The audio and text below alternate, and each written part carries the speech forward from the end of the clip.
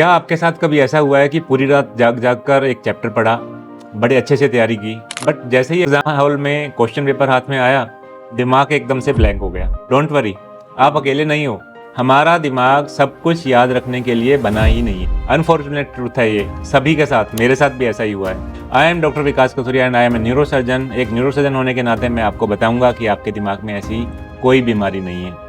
असली प्रॉब्लम यह है कि आपने अपने ब्रेन को गलत तरीके से ट्रेन किया है। आजकल में कोई हमें छोटी सी चीज़ भी याद करनी हो, चाहे वो कोई फॉर्मूला हो, कोई डेफिनेशन हो या कोई बेसिक हिस्ट्री का कोई फैक्ट, हम दिमाग पर जोर डालने के बजाय तुरंत फ़ोन को निकालकर गूगल करना शुरू कर देते हैं, रिसर्च करते हैं, क्योंकि हमें पता है चैट जीपीटी है, जेमिनी है। सो न्यूरोलॉजी में हम इसे गूगल इफेक्ट या डिजिटल डिमेंशिया कहते हैं। गूगल इफेक्ट का मतलब गूगल के ऊपर डिपेंडेंसी, या डिजिटल डिमेंशिया का मतलब ब्रेन काम ही नहीं करेगा, जो भी काम करेगा वो आपका गैजेट्स काम करेंगे और आपके ब्रेन को धीरे धीरे डिसयूज हो जाएगा, यानी ब्लंट होता जाएगा। इसीलिए उसको डिजिटल डिमेंशिया कहते हैं। हमने दिमाग का काम इन गैजेट्स को आउटसोर्स कर दिया है। सो दिमाग का एक बड़ा ही सुनहरा और सस्ता नियम है, यूज इट और लूज इट। अगर आप मेमोरी सर्किट का यूज नहीं करेंगे, मेमोरी सर्किट मतलब ब्रेन के न्यूरॉन्स, एक न्यूरॉन दूसरे न्यूरॉन को संदेश देता है तो सर्किट बनाता है, तो आपका जो न्यूरल नेटवर्क है वो धीरे धीरे वीक होता चला जाता है। हमारा ब्रेन हर सेकंड हज़ारों इन्फॉर्मेशन प्रोसेसिंग करता है, रिसीव करता है,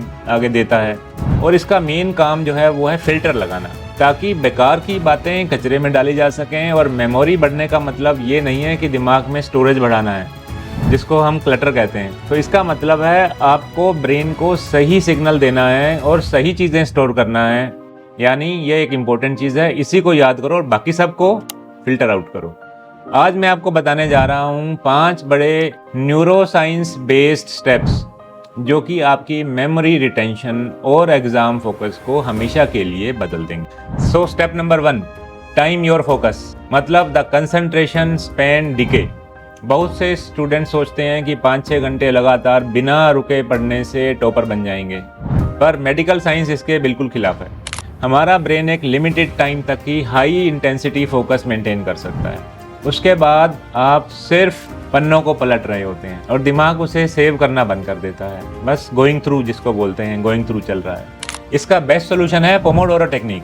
अपने स्टडी आवर्स को 25 से 30 मिनट के स्मॉल फोकस्ड छोटे छोटे चंक्स में डिवाइड करना है और उसके बाद एक मैंडेटरी 5 मिनट्स का ब्रेक लेना है।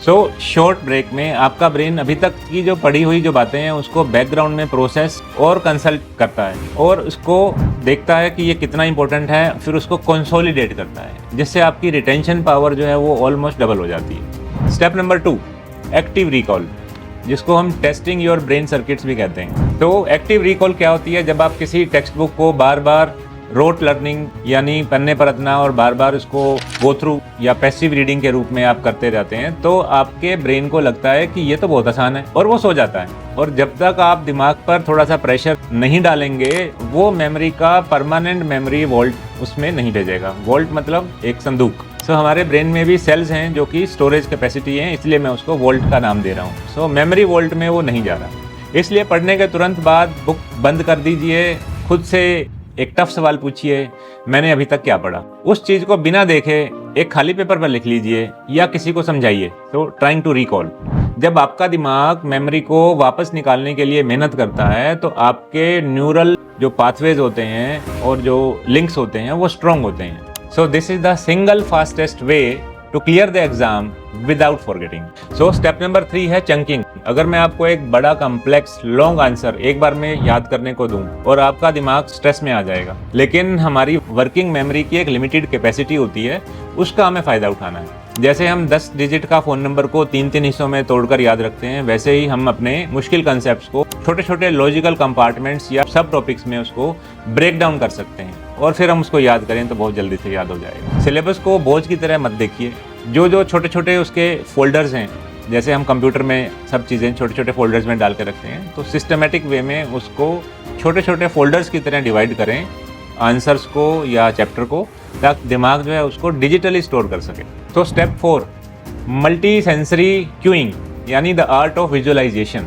इवोल्यूशन के मुताबिक इंसान ने पढ़ना और लिखना तो कुछ ही सदियों से सीखा है, पर देखना, सुनना, खतरे को भांपना हम लाखों सालों से कर रहे हैं। हमारा ब्रेन टेक्स्ट के मुकाबले विजुअल इमेजेस और पैटर्न को बहुत जल्दी से फटाफट कैप्चर कर जाता है। इसलिए बोरिंग कॉन्सेप्ट्स को सिर्फ और सिर्फ ब्लैक एंड व्हाइट टेक्स्ट की तरह मत पढ़ो, उसका अपने दिमाग में एक अजीब सा फनी कार्टून या वीडियो बनाकर विजुअलाइज करिए, उससे सोचिए। आंख बंद करके जो आप पढ़ रहे हैं उसको हम विजुअलाइजेशन कहते हैं। बहुत जल्दी याद होने वाला है आपको सब कुछ। सो माइंड मैप्स, डायग्राम या फ्लो चार्ट्स उनका यूज़ करिए।